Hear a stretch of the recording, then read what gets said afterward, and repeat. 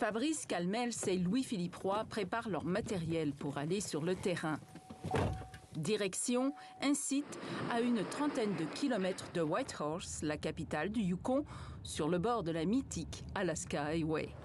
Les deux scientifiques de l'université du Yukon vont faire les relevés de leurs appareils qui mesurent d'heure en heure la température du sol jusqu'à 20 mètres de profondeur pour évaluer le dégel du pergélisol. Le pergélisol, c'est tout type de sol qui reste gelé, donc sous 0 degré Celsius, pour au moins 2 années consécutives.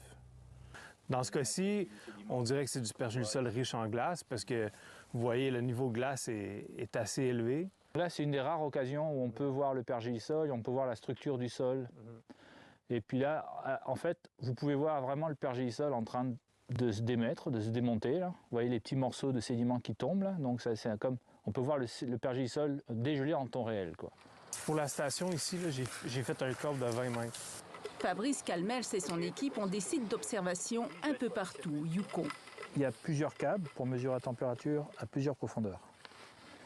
Les câbles sont reliés à des enregistreurs qui vont enregistrer les températures aux heures. Et ils constatent ce dégel du pergélisol en lien avec les changements climatiques qui transforment le climat semi-aride du Yukon en climat plus humide, avec plus de précipitations et des températures qui se réchauffent. Sur ce site, le dégel provoque un glissement de terrain. Depuis une dizaine d'années, il grignote la terre, déracine les arbres et menace la route de l'Alaska. Cette autoroute construite en 10 mois en 1942, un axe névralgique pour le transport des marchandises. Les autorités ont dévié le tracé. L'Alaska Highway, c'est la seule route qui connecte les États-Unis continentales avec l'Alaska. Donc c'est un lien économique important. Donc on étudie et on a été impliqué dans ces travaux-là parce que ça a un impact direct sur la société. Ces travaux portent essentiellement ou presque exclusivement sur ça, c'est-à-dire tous les impacts du dégel du pergélisol sur les gens du Nord, les habitants du Nord et l'économie du Nord. Fabrice et son équipe établissent des cartes pour aider les communautés du Yukon à se développer. Des cartes qui identifient où se trouvent les zones de pergélisol riches en glace, où sont celles où il n'y en a pas, ou moins.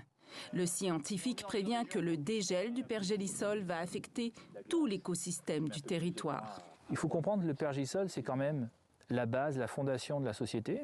C'est un des 3 éléments majeurs, hein, vous savez, l'air, l'eau, le sol. Et cet élément-là est en train de changer. Où va changer?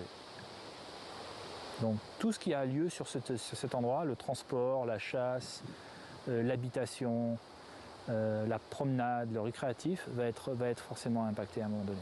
Et donc changer à moyen, long terme ce territoire à la beauté sauvage qu'est le Yukon.